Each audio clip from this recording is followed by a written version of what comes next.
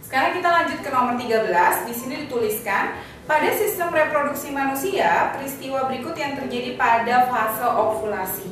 Nah, fase ovulasi adalah fase di mana terjadi pembentukan ovum atau peristiwanya kita kenal dengan oogenesis. Nah, sekarang kita lihat bagaimana sih tabel dari siklus menstruasi, karena ini berkaitan dengan itu. Pernyataan pertama, kadar estrogen meningkat, FSH dihambat. Lihat ya.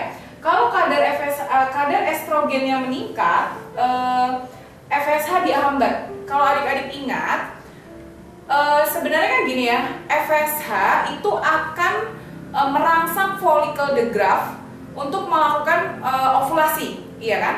Nah, tapi sebelumnya dia juga akan melakukan melakukan sekresi estrogen. Kalau estrogennya meningkat, ini pun akan melakukan feedback negatif. Feedback negatif artinya estrogen yang kadarnya meningkat, dia akan membuat hipofisis anterior tidak lagi memproduksi FSH.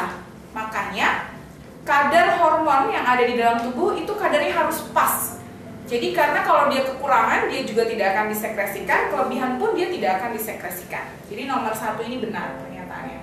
Nomor 1 benar, nomor 3 benar, tapi sekarang kita cek ya. Folikel mengkerut berubah menjadi corpus luteum. Ini betul. Jadi ketika proses ovulasi, follicle the Graaff atau folikel yang matang akan mengeluarkan ovumnya. Ini ovum. Kemudian follicle the Graaff yang ditinggalkan oleh ovum ini akan mengkerut dan ini kita sebut dengan corpus luteum. Jadi pernyataan nomor 3 benar. Kita lihat nomor 4. Endometrium menjadi tipis. Endometrium menjadi tipis ini pernyataan yang kurang tepat. Kenapa? Karena pada saat ovulasi berlangsung, di sini ya kita lihat, di sini terjadi peningkatan estrogen dan progesteron. Nah, estrogen dan progesteron ini berperan dalam proses pembentukan endometrium atau dinding rahim.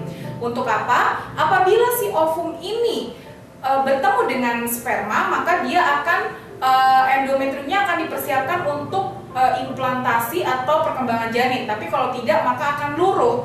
Jadi setelah proses ovulasi semestinya endometriumnya itu tidak menjadi tipis tapi menjadi tebal, ya. Berarti pernyataan nomor 4 itu salah atau kurang tepat ya. Lihat pernyataan nomor 2. Kadar estrogen meningkat, LH dihasilkan. Ya, itu betul. Kenapa? Kita lihat ya, kadar estrogen ini meningkat, maka LH akan dihasilkan. Untuk apa? Untuk merangsang si ovumnya ini untuk keluar dari follicle the Graaff-nya. Ya, sehingga akan terbentuk corpus luteum. Jadi jawaban yang benar 1, 2, dan 3. Jadi jawabannya adalah A.